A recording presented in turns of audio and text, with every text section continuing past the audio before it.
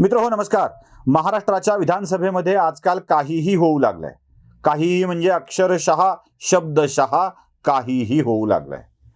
गोंधळ घालायचा आणि गोंधळांच्या नंतर त्याचे वेगळ्याच प्रतिमा लोकांच्या समोर आणायच्या असं आजकालचा नवं धोरण महाराष्ट्राच्या विधिमंडळामध्ये चाललंय की काय असा प्रश्न पडल्याशिवाय राहत नाही. एक सार्वभौम सभागृह, कायदे करणारं सभागृह, अशा ज्ञानी माणसांचं सभागृह ज्या सभागृहामध्ये आमच्यासारख्या लोकांच्या जगण्याची निर्णय घेतली जातात, तिथे काय काय व्हावं.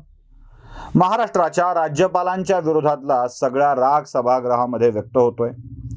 त्यासाठी तऱ्हेतऱ्हेचे अटकळी लावल्या जातात, कृत्या केल्या जातात, अगदी शीर्षासन सुद्धा केलं जातं अशी सगळी स्थिती आहे.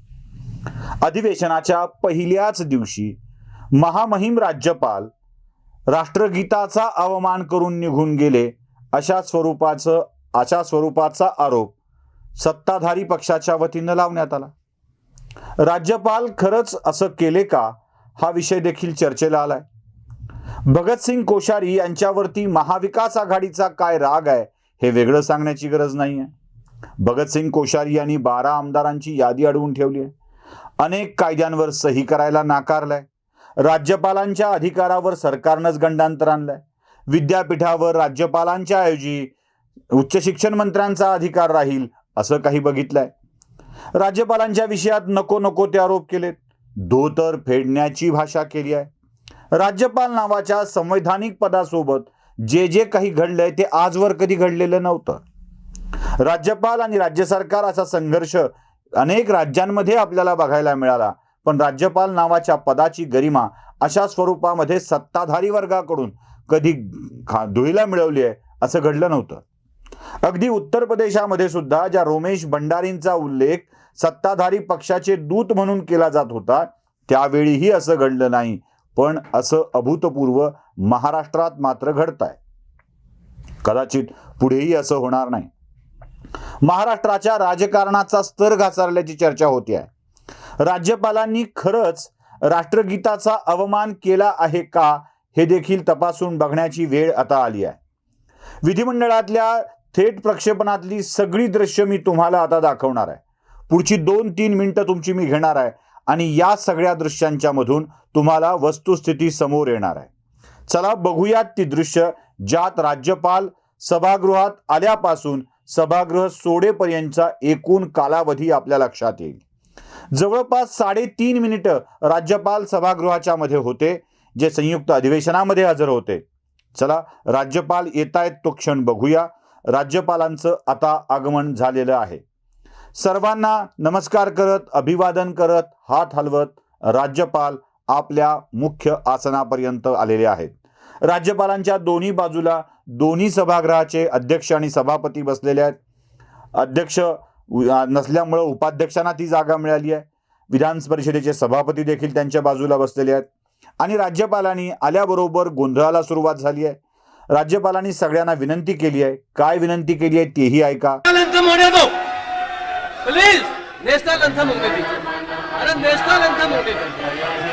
राज्यपाल प्रत्येक वेळी सभासदांना सांगतायत की नॅशनल अँथम अर्थात राष्ट्रगीत होऊ दे. या राष्ट्रगीतानंतर काय करायचंय ते करा.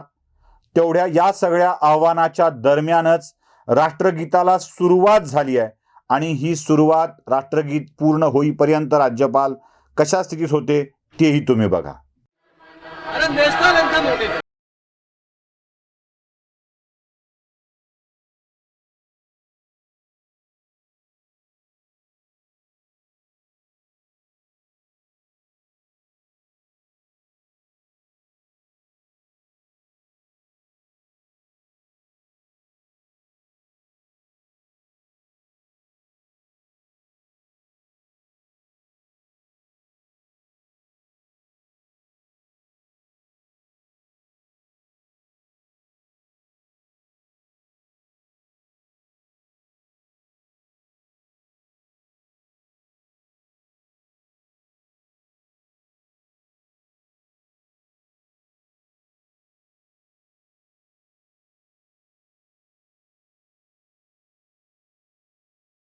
स्तब्ध उभे होते, राष्ट्रगीताचा सन्मान ठेवत होते.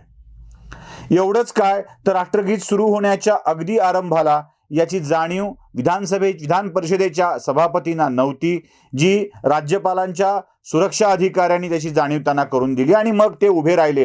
हे देखील आपण दृश्यात बघतोय. सुरुवात झाली त्यावेळेला सुरक्षा रक्षकांनी त्यांना उभं राहण्याविषयी कळवलं आणि मग सभापती राष्ट्रगीताच्या सन्मानार्थ उभे राहिलेले आहेत. या सगळ्या प्रकारानंतर राज्यपालांनी आपल्या अभिभाषणाला सुरुवात केली. अभिभाषण चालू असतानाच्या काळामध्येच जोरदार घोषणांनी सुरुवात झाली होती. राज्यपालांचं अभिभाषण मराठीत होतं. राज्यपाल घोषणांना लक्ष न देता आपलं भाषण करत होते. पहिलं पान त्यांनी वाचलं. घोषणा चालूच आहेत, आवाज येणार नाही हे कळल्यावर शेवटचं पान त्यांनी काढलं आणि ते वाचलं. काय झालंय जरा नीट बघा.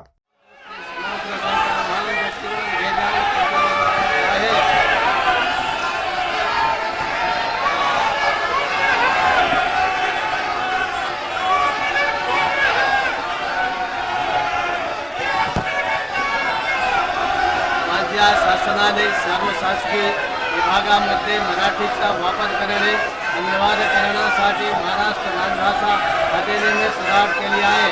मराठी भाषेशी संबंधित असलेल्या कामकाजाचे संचालन करण्यासाठी एक राज्यस्तरीय समिती आणि अनेक जिल्हास्तरीय समित्या स्थापन करण्यात आल्या आहे.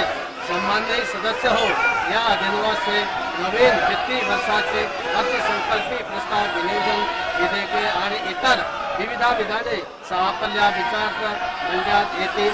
महाराष्ट्र अधिकाधिक समृद्धीकडे नेण्यासाठी संबंधित सदस्य कामकाजात सहभाग घेतील. या प्रस्तावावर आपली अभ्यासपूर्ण मते मांडतील असा मला विश्वास आहे. पुन्हा एकदा आपणा सर्वांना माझ्या हार्दिक शुभेच्छा. जय हिंद, जय महाराष्ट्र.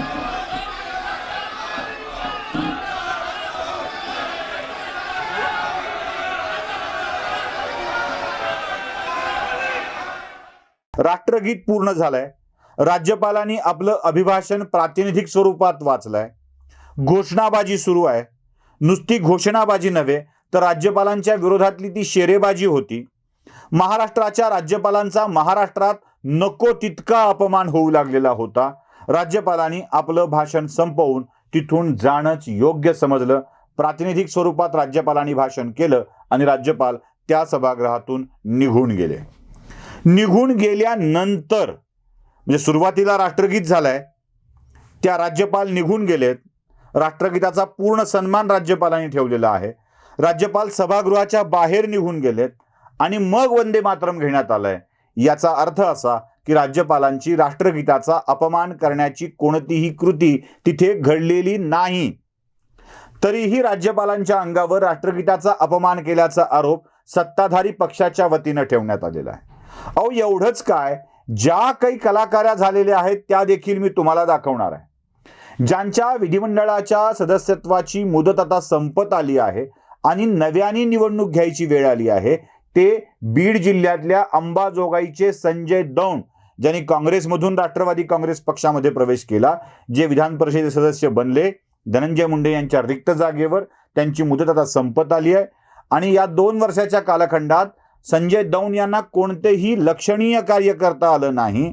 त्यांनी यावेळी मात्र एक लक्षणीय कार्य केलं आणि ते कोणतं आहे ते देखील तुम्ही बघून घ्या.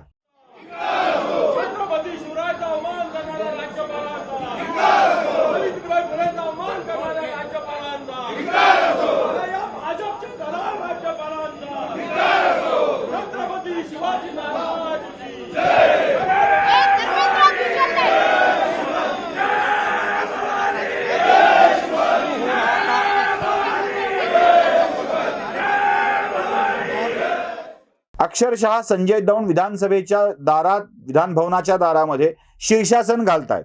आणि हे शीर्षासन कशाचं प्रतीक म्हणून घालतायत? राज्यपालांचं करायचं काय या घोषणेनंतर जे उत्तर येतं ना, ते स्वतःच खाली मुंडकं आणि वर पाय करून तशा स्वरूपाची घोषणा संजय दौंड देत आहेत. हे सगळं विलक्षण आहे, विचित्र आहे आणि या विधान भवन नावाच्या यंत्रणेवरचा विश्वास, श्रद्धा, आदर कमी करणार आहे. या स्वरूपाच्या कृती जर विधिमंडळात होणार असतील तर याला काय म्हणायचं हे देखील आपण नीट बघितलं पाहिजे. पण याला कोणीही बघणार नाही. काय आहे, एखादी गोष्ट अनेकांच्या मुखातून अनेक वेळेला सांगितली की ती खरी वाटू लागते. एखादं असत्य वारंवार सांगितलं की ते अर्धसत्य वाटू लागतं. तोच प्रकार महाविकास आघाडीच्या माध्यमातून होतो आहे. वारंवार नवा मुद्दा काढायचा. नवाब मलिकांच्या मुद्द्यावर बोलायला वेळ नाही आहे, त्याचं उत्तर द्यायला वेळ नाही आहे. मग काहीतरी नवीन केलं पाहिजे, नवा मुद्दा काढला पाहिजे, त्यावरून गोंधळ झाला पाहिजे, त्यावरून सभागृहामध्ये हवे ते मुद्दे मांडता नाही आले पाहिजेत. यासाठीची ही सगळी व्यवस्था आहे. सभागृहामध्ये विरोधी पक्षाला नवाब मलिकांच्या मुद्द्यावर गोंधळ घालता येऊ नये, त्यांच्या राजीनाम्याची मागणी करता येऊ नये, यासाठी काहीतरी आक्रमक आणायचं. म्हणून राज्यपालांनी राष्ट्रगीताचा अवमान केल्याची भावना वाढीला लावायची आणि ती मांडायची. यासाठीच हा सगळा डाव आहे. आता हा व्हिडिओ झाल्याबरोबर माझ्यावर लोक बोलायला सुरू करतील की बघा, तुम्ही राज्यपालांना भाज्यपाल म्हणता, धोतरवाले म्हणता, धोतरात साप सोडण्याची, धोतर फेडण्याची भाषा करता. हे सगळं तुम्ही करणं योग्य आहे. पण जेव्हा हा मुद्दा मी मांडेल तेव्हा भाजपची बाजू मांडताय किंवा भाजपचे प्रवक्ते म्हणून म्हटलं जाईल. माझं एकच म्हणणं आहे, अनलायझरचं एक ठरलेलं सूत्र आहे, जे प्रभावी माध्यमं दाखवत नाहीत ते माझ्यासारखा किरकोळ युट्यूबर दाखवून त्यातली वस्तुस्थिती समोर आणण्याचा प्रयत्न करतो. जे लपवलं जातं ते दाखवण्याचा प्रयत्न आहे. या प्रयत्नाचा फायदा भाजपला होणार असेल तर माझा व्यक्ती म्हणून नाईलाज आहे. पण माध्यमं जी झाकण्याचा प्रयत्न करतात ते आपल्या समोर आणण्यासाठीच हा सगळा प्रयत्न आहे. नमस्कार.